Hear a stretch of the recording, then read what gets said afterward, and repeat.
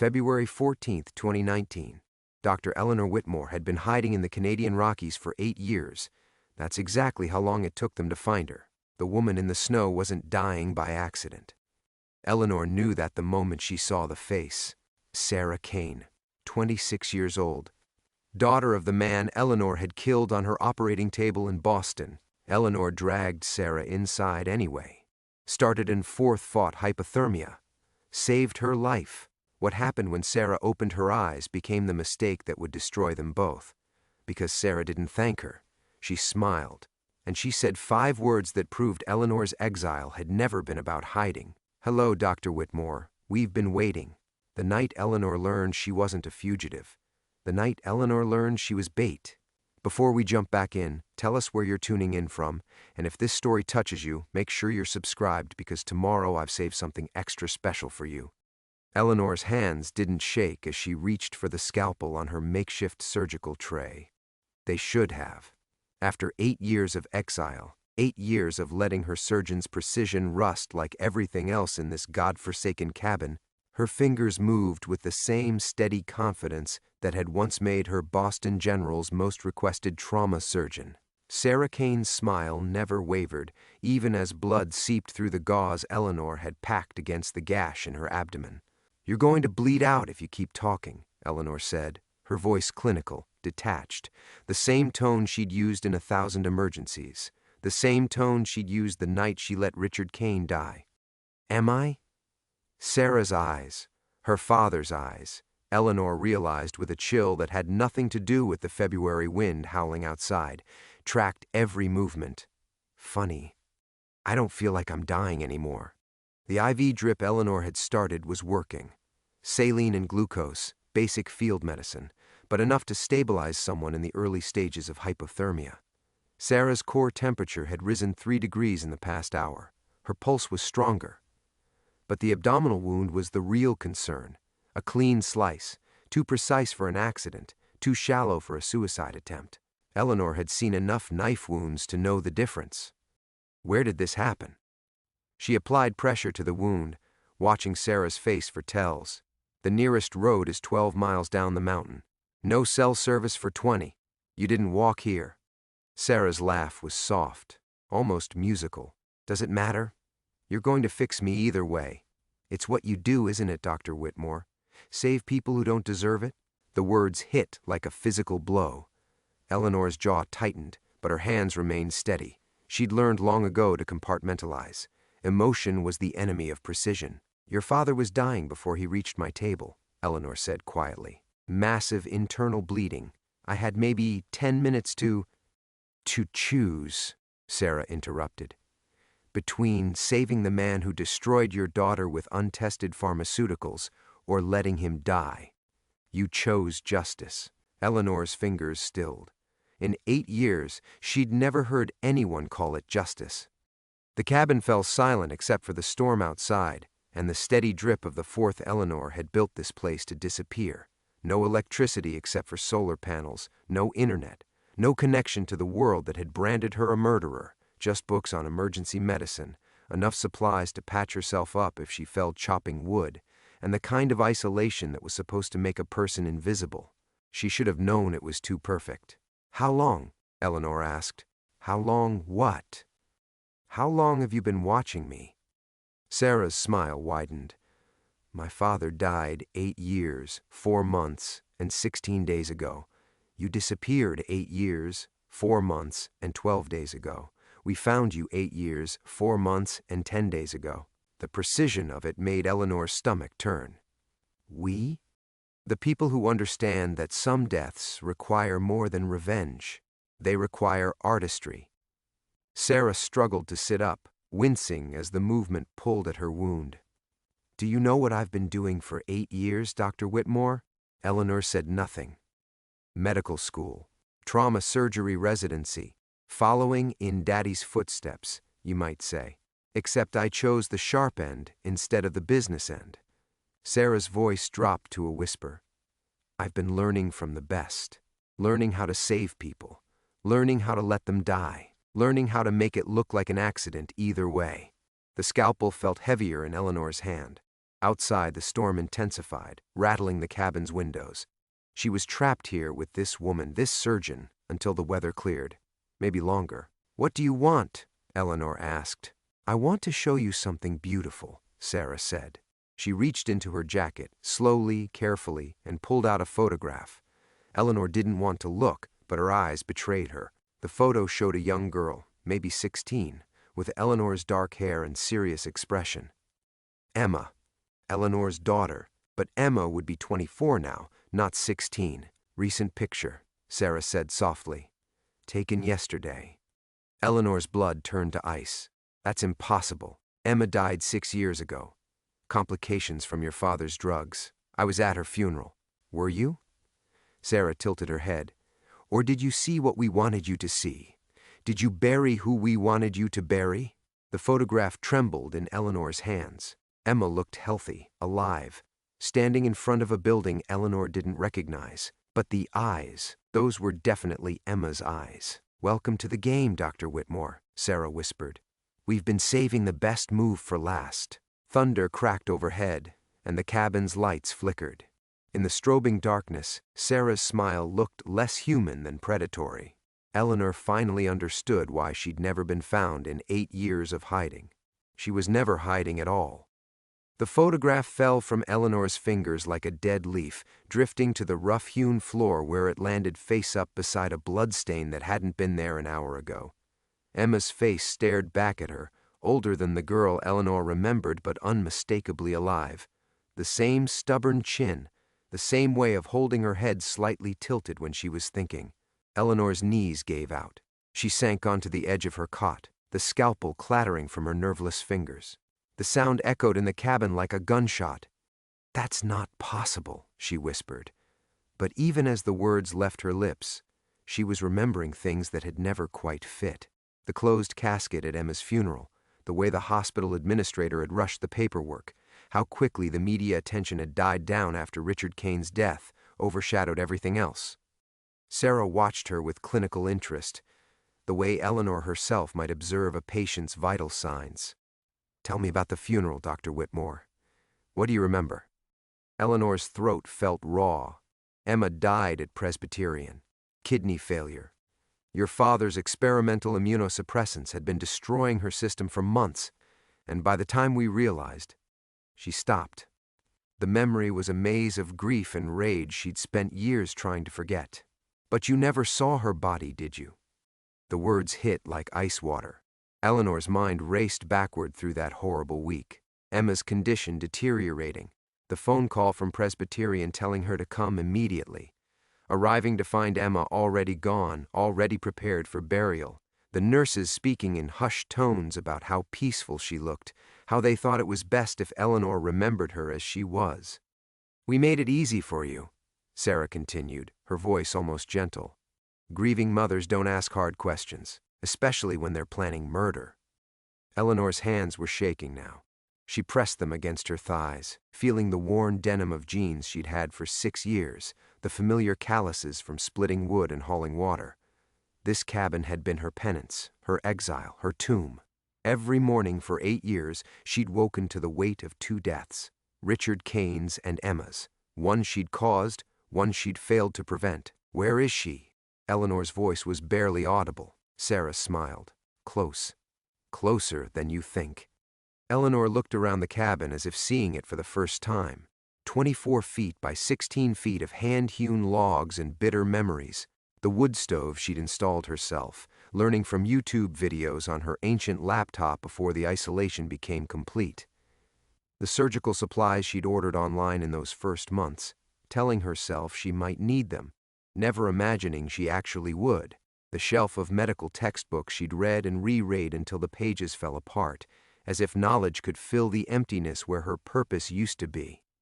On the wall above her narrow bed hung the only photograph she'd kept, Emma at 14 before the diagnosis, laughing at something Eleanor couldn't remember. Her daughter's face was golden with summer sunlight, her eyes bright with possibility. Eleanor had stared at that photo every night before sleep, whispering apologies to a ghost. Except Emma wasn't a ghost. "The blood on your hands," Eleanor said suddenly, her surgeon's mind reasserting itself despite the chaos in her heart. "It's not yours, is it?" Sarah's expression didn't change, but something flickered in her eyes. Pride, maybe, or anticipation. Eleanor stood slowly, fighting the urge to grab Sarah by the shoulders and shake answers out of her. Instead, she walked to the small window that looked out over the valley. The storm was weakening, snow falling in fat, lazy flakes instead of the driving sheets that had battered the cabin all night. Dawn was still hours away, but she could sense the change in the wind. "Whose blood?" she asked again. "Someone who thought they were very clever," Sarah said. "Someone who believed 8 years was long enough to wait. Who thought it was time to collect their fee for services rendered." Eleanor's reflection stared back at her from the dark glass, a woman worn thin by isolation and guilt, hair gone prematurely gray, lines carved deep around eyes that had seen too much. Behind her, Sarah Kane lay bleeding on a makeshift surgical table, holding the keys to a resurrection Eleanor had never dared dream possible. "What do you want me to do?" Eleanor asked. "Nothing," Sarah said. "You've already done it. You saved me. Just like you're going to save her." "Her?" "Emma's in trouble, Dr. Whitmore. Real trouble. The kind that requires a mother's touch." Sarah's voice carried an odd note of sympathy. "The kind that requires a surgeon who knows how to make difficult choices." Outside, something moved in the tree line, a shadow among shadows that shouldn't have been there. Eleanor's breath fogged the glass as she peered into the darkness, but whatever she'd seen was gone. "They're coming," Sarah whispered behind her. Eleanor turned. "Who's coming?" "The people who've been keeping Emma alive. The people who've been keeping you exactly where they need you." Sarah's smile was sharp as winter starlight. "The people who are about to give you the choice of a lifetime." The satellite phone's shrill ring cut through the cabin like a blade through bone. Eleanor froze at the window, her breath still fogging the glass. In 8 years of self-imposed exile, that phone had never rung. She'd brought it for emergencies only, mountain accidents, medical crises, the kind of situations that might require evacuation. The battery had died years ago, and she'd never bothered to replace it. But somehow, impossibly, it was ringing. "Answer it," Sarah said softly from the surgical table, her voice carrying an authority that made Eleanor's skin crawl. "They've been very patient, but patience has its limits." Eleanor's feet felt leaden as she crossed to the dusty shelf where the phone sat beside her medical journals. The device looked innocuous enough, black plastic and a stubby antenna, the kind of equipment she'd seen in a dozen wilderness movies. But as her fingers closed around it, she felt the weight of 8 years pressing down on her shoulders. She pressed the talk button with a trembling thumb. "Dr. Eleanor Whitmore?" The voice was crisp, professional, with the faintest trace of an accent she couldn't place. Male, middle-aged, speaking with the confidence of someone accustomed to being obeyed. "Who is this?" Eleanor's own voice sounded foreign to her, rusty from disuse. "Someone who's been taking very good care of your daughter." The words hit her like a physical blow. Eleanor sank into the chair beside her kitchen table. The phone clutched against her ear. Through the static, she could hear background noise.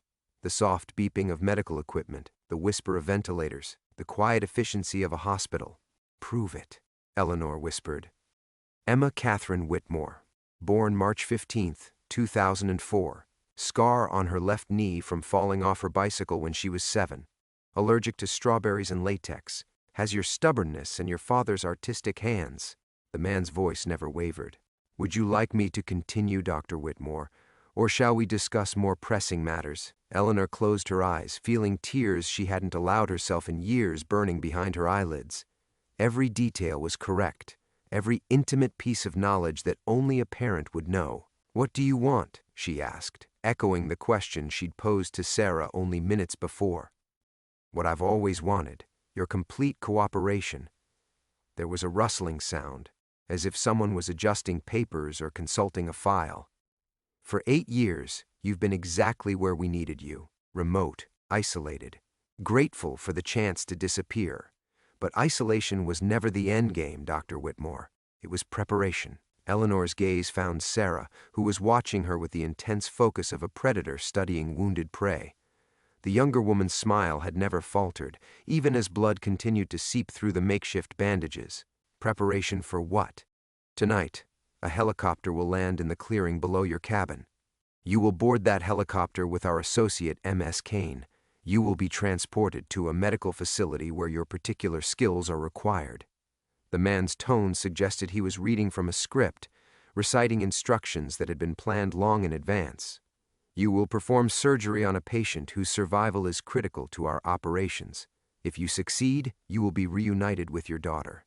If you refuse—" The line went quiet, except for the distant sound of medical equipment. "Let me talk to her," Eleanor said, her voice breaking.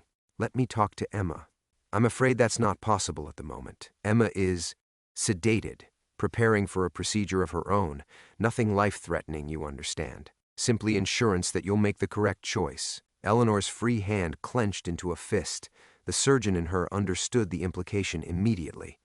Emma was being held under anesthesia, her life balanced on the edge of a scalpel. One wrong move, one moment of defiance, and Eleanor would lose her daughter all over again. "Who is the patient?" Eleanor asked, forcing her voice to remain steady. "What kind of surgery?" "Someone who betrayed our organization. Someone who thought they could steal from us and disappear." The man paused, and Eleanor heard the soft sound of a door opening in the background. "Someone whose death needs to look very much like a failed attempt to save their life." Understanding crashed over Eleanor like a frozen wave. They wanted her to commit murder, again. But this time, there would be no question of justice or revenge. This time, she would be nothing more than an assassin with a medical degree. "You killed Richard Kane to eliminate a liability," the voice continued. "You've lived in exile to prepare for this moment. Everything has been orchestrated, Dr. Whitmore. Every choice you thought was yours. Even finding Mess Kane tonight was part of the design." Eleanor looked at Sarah, who lifted her hand and wiggled her fingers in a small wave. The wound in her abdomen was healing too quickly, Eleanor realized. The bleeding had stopped entirely, and Sarah's color was returning to normal. The injury had been carefully calculated, serious enough to require medical attention, shallow enough to avoid real danger. Outside, she could hear the distant thrum of helicopter rotors approaching through the storm. The choice of a lifetime, indeed. But as Eleanor stared into Sarah's predatory smile, she wondered if it was really a choice at all. His hand trembled as she lowered the satellite phone, the dial tone buzzing like an angry wasp in the sudden silence. The helicopter's rotors grew louder, a mechanical heartbeat cutting through the storm. She had perhaps 10 minutes before it landed. "This isn't happening," she whispered, pressing her palms against her temples. "This is shock, hypothermia. I'm hallucinating." Sarah laughed softly from the table. "Dr. Whitmore, denial is the first stage of grief. But you've already done your grieving, haven't you? 8 years of it." Eleanor began pacing the narrow confines of the cabin, her mind racing through possibilities, escape routes, ways to regain control. She could refuse to go.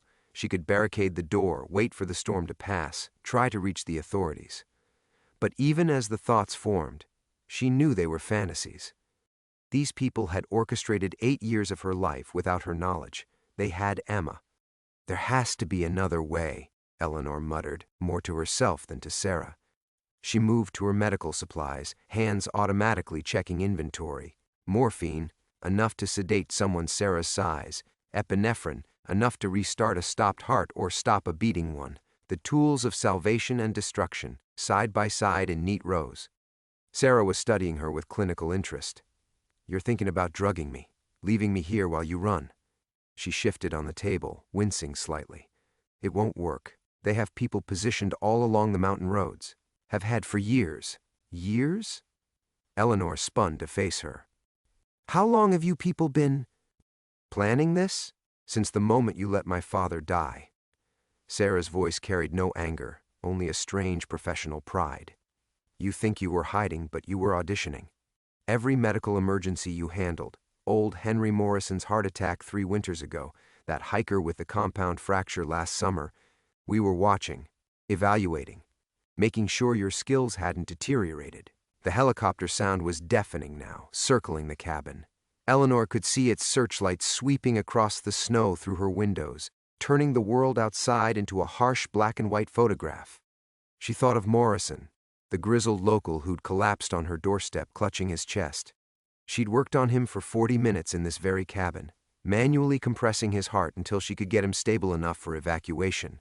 He'd survived, sent her a case of whiskey the following Christmas with a note thanking her for saving his life. Had that been a test too? Had Morrison been part of this, or just an unwitting pawn? The hiker, she said slowly. Jessica Chen. She said she was from Portland, but she knew things about local wildlife that didn't match her story. Sarah's smile widened. Trauma surgeon from Seattle, actually. Volunteer work. She said you were remarkably calm under pressure. Still had the instincts. She paused. We needed to be sure you could still save someone when it mattered. Eleanor felt the walls of her sanctuary closing in. Every choice, every moment of the past 8 years, had any of it been real? The isolation she'd thought was penance had been preparation. The medical emergencies she'd seen as chances for redemption had been elaborate job interviews. The cabin door rattled under a sharp knock. Dr. Whitmore? A new voice, muffled by wind and snow. Time to go. Eleanor looked around her home one final time. The medical texts, the simple furniture, the photograph of Emma that now seemed like a cruel joke. 8 years of carefully constructed solitude.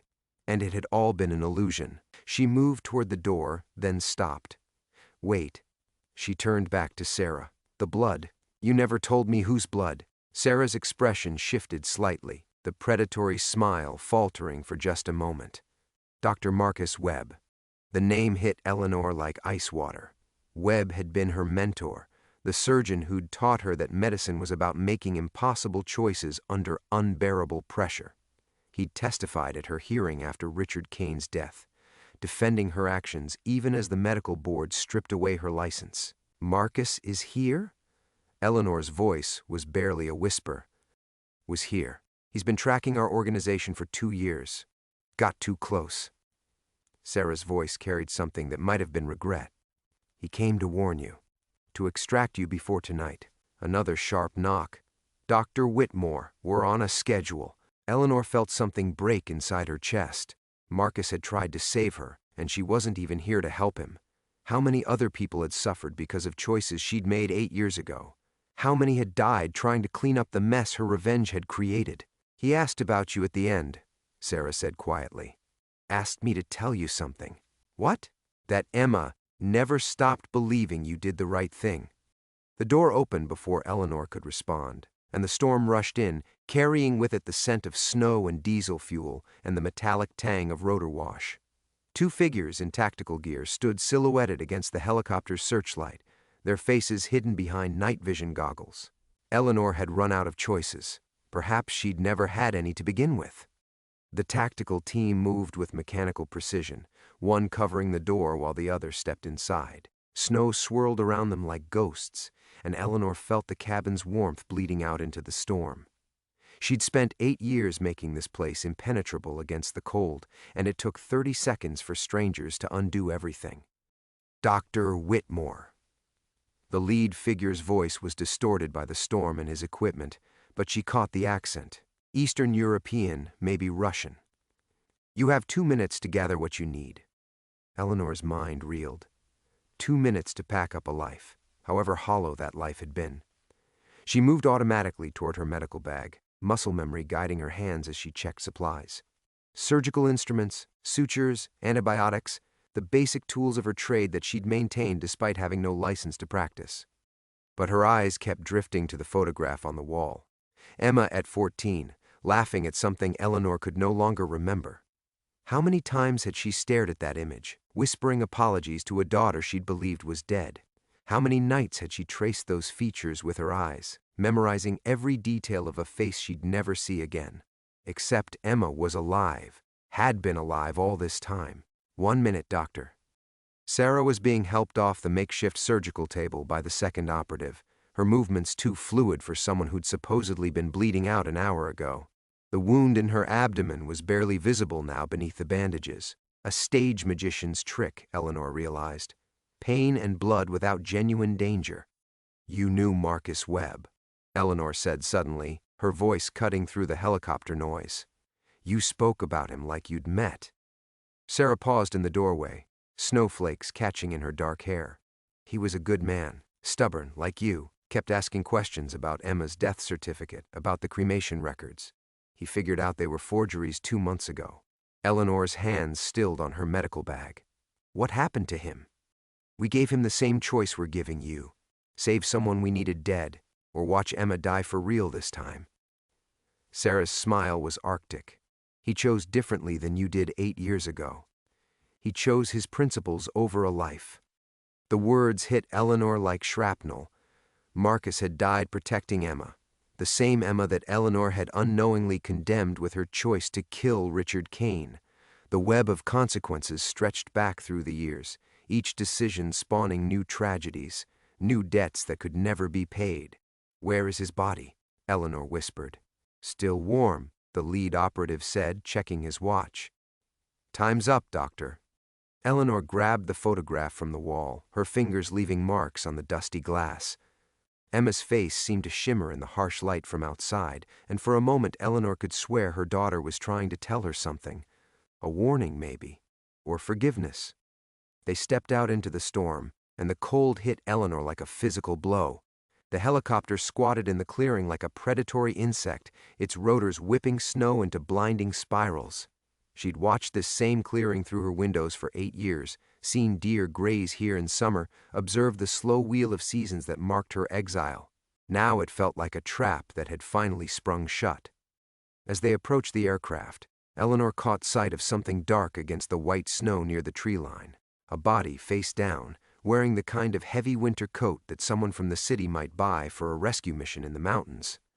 The snow around the figure was stained red, and Eleanor's trained eye could see the precise angle of the gunshot wound even from 50 feet away. Marcus, her mentor, her defender, the man who'd tried to save her career and had now died trying to save her life. He suffered less than Richard Kane did, Sarah said, following her gaze. If that's any comfort, it wasn't. Nothing about this nightmare offered comfort. Eleanor climbed into the helicopter's passenger compartment. The photograph of Emma clutched against her chest like a talisman. The aircraft lifted off immediately, and through the small window she watched her cabin shrink to a toy-sized model, then disappear entirely into the darkness. 8 years of self-imposed exile, and she was leaving with nothing but a medical bag and a picture of her daughter. Everything else, the books, the furniture, the careful routines that had kept her sane, belonged to someone else now, had always belonged to someone else. As the helicopter banked toward whatever destination awaited them, Eleanor stared at Emma's photograph and whispered a new kind of apology. Not for the choice she'd made 8 years ago, but for the choice she was about to make tonight, for the person she was about to become in order to hold her daughter again. The terrible truth was crystallizing in her mind. She would kill again if it meant Emma lived. Had probably always known she would. Some prices were worth paying, no matter what they cost your soul.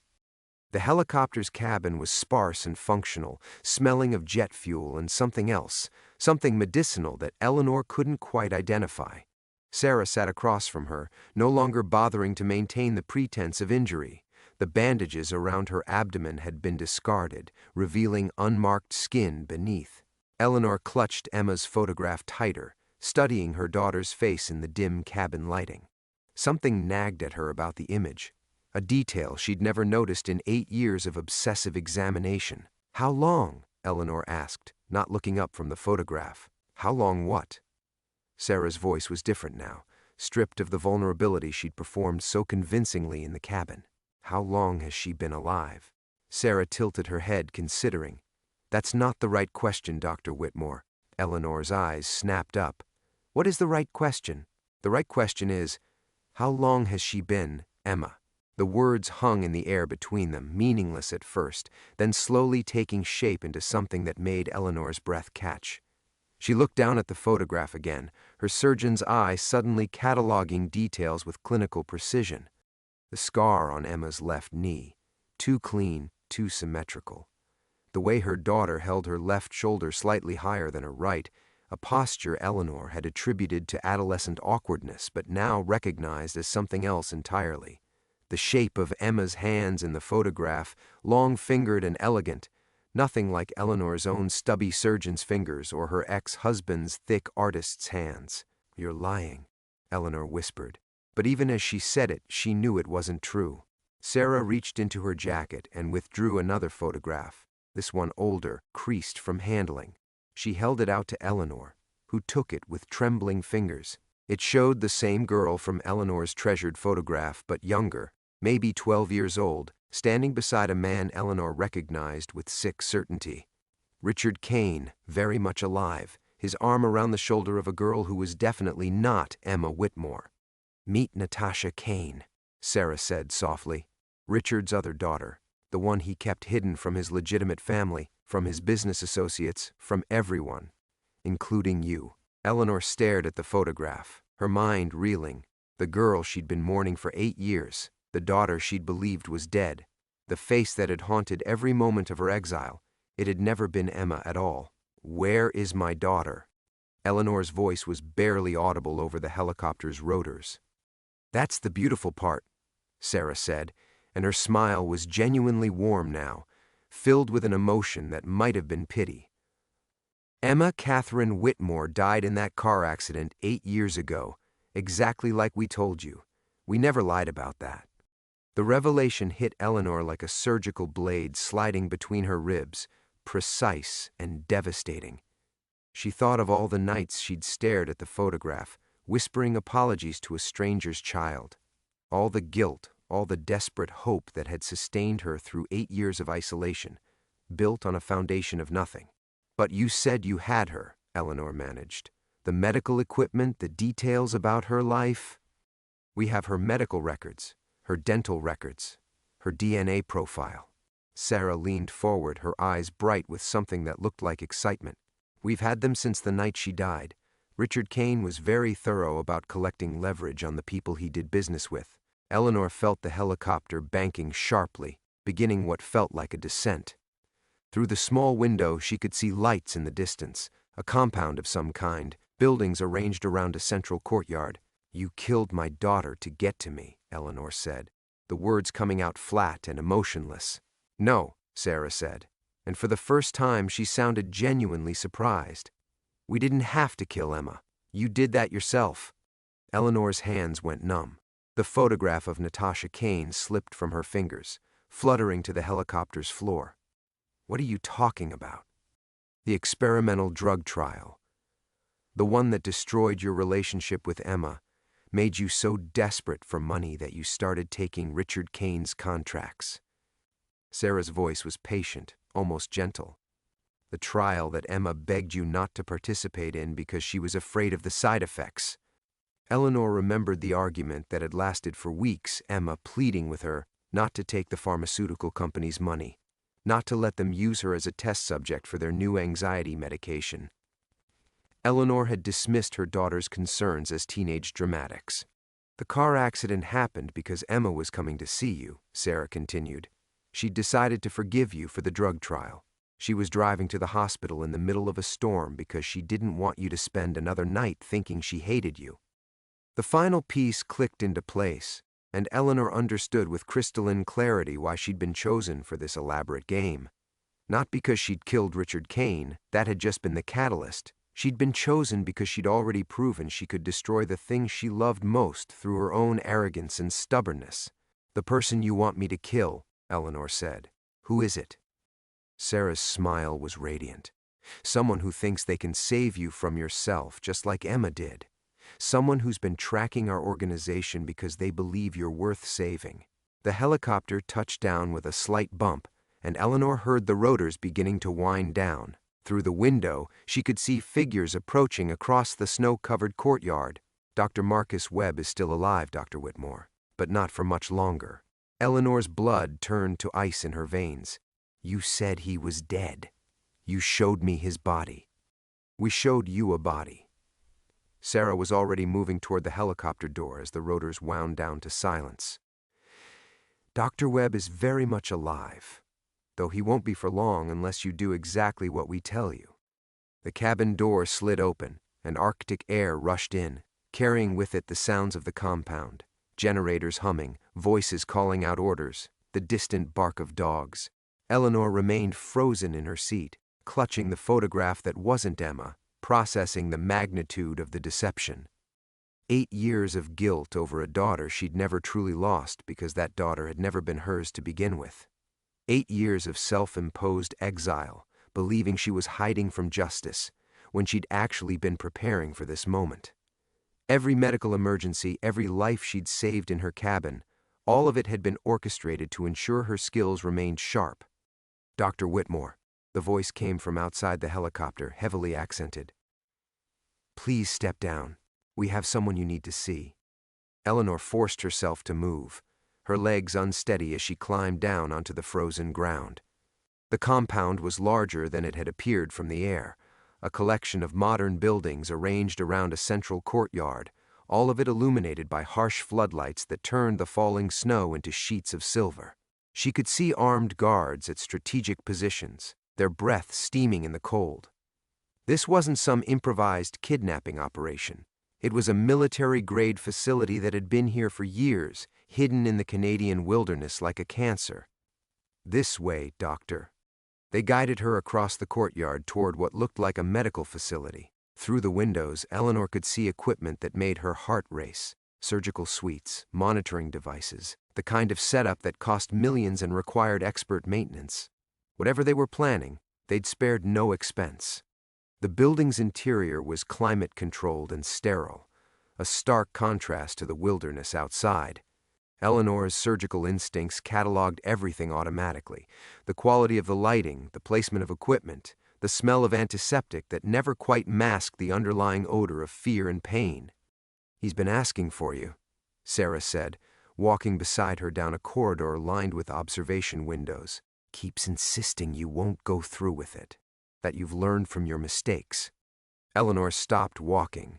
Through one of the windows, she could see into a holding cell that had been converted into a makeshift medical bay. Marcus Webb sat on the edge of a hospital bed, his left leg clearly broken and roughly splinted, his face bearing the kind of systematic bruises that came from professional interrogation. But he was alive, badly hurt, obviously exhausted, but unmistakably alive. "Marcus," she breathed, and pressed her hand against the glass. As if sensing her presence, Webb looked up and met her eyes through the window. His face was gaunt, aged beyond his 63 years, but his expression when he saw her was one of profound relief mixed with desperate warning. He shook his head slightly, then mouthed words she couldn't hear through the soundproofed glass. "Don't do it." "The choice is simple," said a new voice, and Eleanor turned to see a man in an expensive suit approaching from the far end of the corridor. He was younger than she'd expected, mid-40s, with the kind of practiced charm that belonged in corporate boardrooms rather than secret compounds. "Dr. Webb dies, or you perform one last surgery." Eleanor kept her eyes on Marcus through the window. Her mentor was trying to tell her something, his hands moving in what she suddenly recognized as medical sign language, the shorthand surgeons used in noisy operating rooms when verbal communication was impossible. "Emma safe," he was signing. "This ends it." "Who?" Eleanor asked, though she was beginning to suspect she already knew. The man in the suit smiled and gestured toward another window farther down the corridor. Eleanor followed reluctantly, Sarah close behind her, and looked into a second cell. The woman strapped to the medical table was unconscious, her face peaceful in the harsh fluorescent lighting. Eleanor had seen that face before, in medical journals, at conferences, in the newspapers during the highly publicized trial that had destroyed Richard Kane's pharmaceutical empire. Dr. Rebecca Martinez, the whistleblower who had exposed Kane's illegal drug trials, the woman whose testimony had revealed the true scope of Kane's operation, leading to congressional hearings and the dissolution of his company. She was older now, gray streaking her hair, but unmistakably the person who had brought down the organization that had consumed Eleanor's life. "Dr. Martinez has been very thorough in her investigation of our activities," the man said conversationally. "Too thorough. She's traced the money, identified key personnel, documented our methods. In 6 hours, she's scheduled to testify before a grand jury that will effectively end our operation." Eleanor understood. This was never about revenge for Richard Kane's death. This was about silencing the one person who could expose whatever had risen from the ashes of Kane's empire. "You want me to kill her during surgery," Eleanor said. We want you to save Dr. Webb's life by making a simple choice, just like you did 8 years ago." The man's smile widened. "After all, Dr. Whitmore, you've already proven you can live with the consequences." Through the window behind her, Eleanor could see Marcus still signing frantically. "Don't become them." But for the first time in 8 years, Eleanor found herself thinking not about Emma, real or imagined, but about the person she used to be. The surgeon who had believed that some choices were worth making, no matter the cost. The question was, did she still believe that now? Eleanor stared at her reflection in the observation window, seeing not the broken hermit she'd become, but the surgeon she'd once been. Behind the glass, Marcus continued his desperate signing, "Don't become them. Choose differently." "Give me 5 minutes alone with Dr. Webb," she said quietly. The man in the suit checked his expensive watch. "You have 3. They escorted her into Marcus's cell, then stepped back but remained within earshot. Eleanor knelt beside the hospital bed, her hands automatically assessing his injuries: the broken tibia, 3 cracked ribs, a concussion that made his pupils slightly uneven. "Eleanor," Marcus whispered, his voice hoarse, "you don't have to do this. There's another way. They'll kill you if I don't. I'm an old man who's lived his life. Dr. Martinez has children, grandchildren. Her testimony will save thousands of lives." His fingers found hers, surprisingly strong despite his injuries. "Emma wouldn't want this." "Emma was never Emma," Eleanor said, the words tasting like ash. 8 years of guilt over a stranger's child. Marcus's eyes widened with understanding, then filled with something that looked like rage. Those bastards. They'd been playing a longer game than any of us realized. Eleanor glanced toward the door, ensuring they couldn't be overheard. "Marcus, I killed a man, deliberately. I ended Richard Kane's life on my operating table because I thought it would somehow balance the scales for Emma's death. And what did it change?" The question hung between them, simple and devastating. What had it changed? 8 years of exile, 8 years of running from a choice that had solved nothing, saved no one, brought back no one. 8 years of becoming exactly what they'd always intended her to become, a surgeon willing to kill. "Time's up," Sarah called from the doorway. Eleanor stood slowly, her decision crystallizing like ice in her chest. But not the decision they expected. They led her to a fully equipped surgical suite where Dr. Martinez lay unconscious on the table, already prepped and draped for surgery. The monitors showed stable vital signs. Whatever they'd given her to induce unconsciousness hadn't compromised her cardiovascular system. "The procedure is simple," the man in the suit explained, handing Eleanor a surgical mask. "Dr. Martinez suffered severe internal bleeding from her injuries. Despite your best efforts, she didn't survive the operation. Very tragic, very believable." Eleanor accepted the mask but didn't put it on. Instead, she walked to the instrument tray and selected a scalpel, testing its weight in her hand. The familiar feel of surgical steel was comforting, like greeting an old friend. "You know," she said conversationally, "in 8 years of isolation I had a lot of time to think about the Hippocratic Oath. First, do no harm. I convinced myself that killing Richard Kane was doing no harm, that he deserved to die for what his drugs had done to my daughter." She turned to face them, the scalpel still in her hand. "But Emma wasn't my daughter, was she? You made sure I knew exactly what Kane's experimental drugs could do. You showed me the worst cases, the most devastating side effects. You needed me angry enough to kill when the moment came." The man's smile faltered slightly. "Dr. Whitmore, you're wasting time that Dr. Webb doesn't have." "I'm not Dr. Whitmore anymore," Eleanor said, and pulled off her surgical gloves with deliberate precision. "I haven't been for 8 years. I've been whatever you made me into. Your weapon, your tool, your perfectly positioned asset." Sarah stepped forward, her hand moving towards something concealed beneath her jacket. "You'll perform the surgery, or we'll kill Webb slowly while you watch." Eleanor looked down at Dr. Martinez's peaceful face, then at the monitors tracking her steady heartbeat. A woman who'd risked everything to expose the truth. A mother and grandmother whose testimony would prevent other families from suffering what Eleanor's had. "No," Eleanor said simply, and set down the scalpel.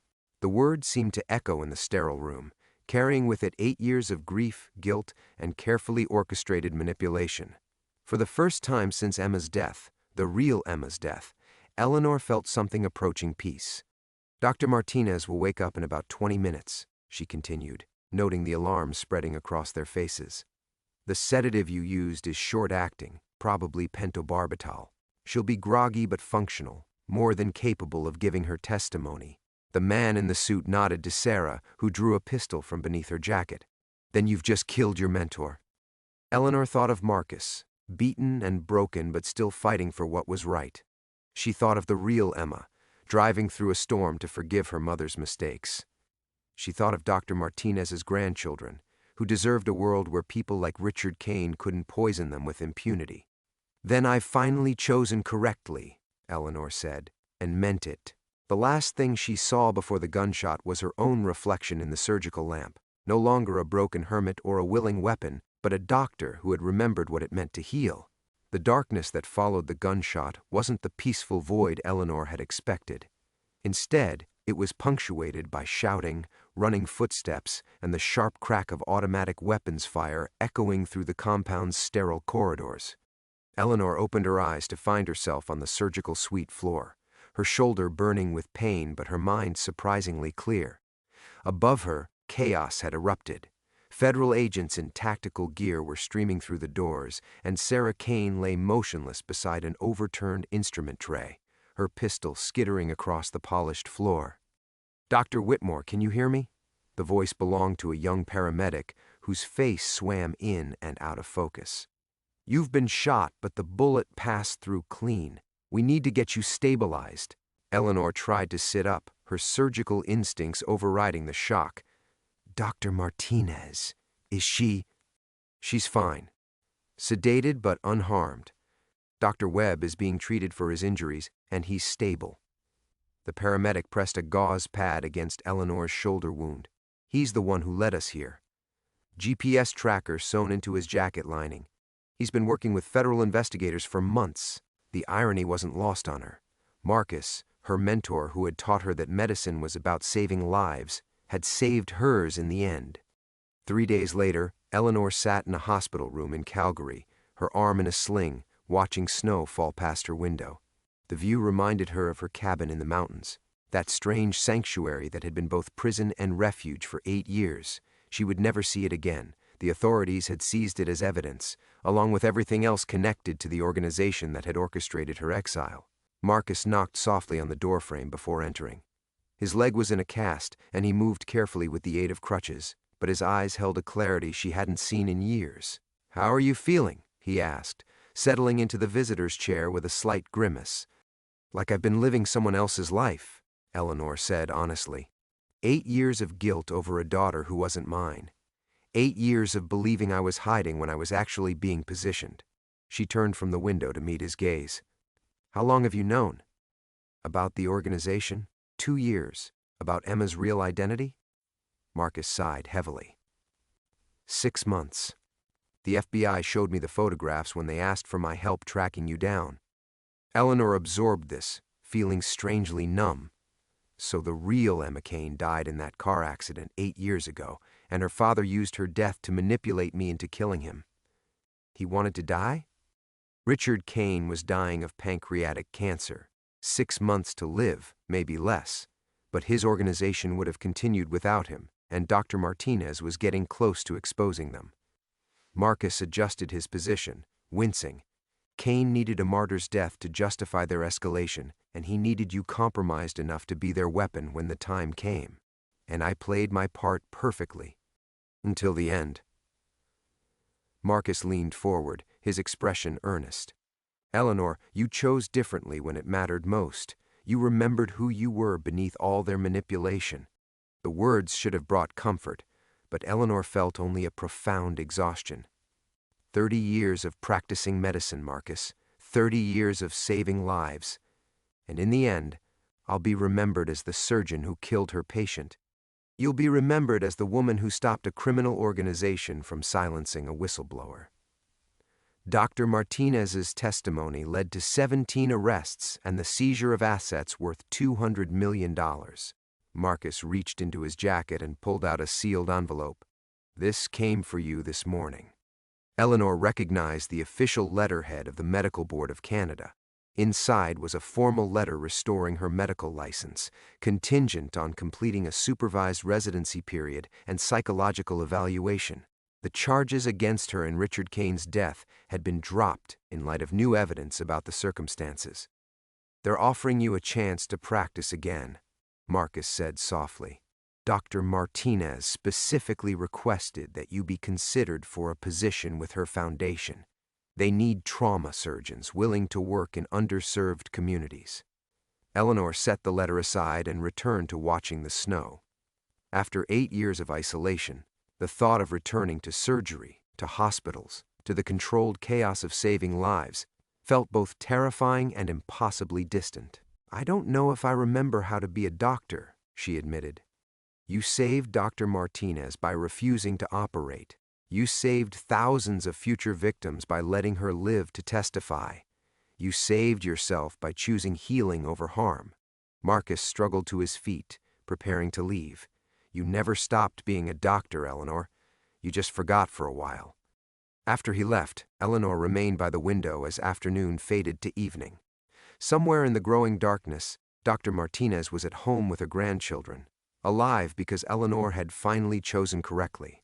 Somewhere, the families destroyed by Kane's experimental drugs had a measure of justice. And somewhere in the mountains, snow was covering the tracks that led to a cabin where a broken woman had slowly learned to heal. For the first time in 8 years, Eleanor Whitmore fell asleep without seeing Emma Kane's face in her dreams. Instead, she dreamed of operating rooms bathed in morning light, of steady hands saving lives, and of the weight of a scalpel used only to heal.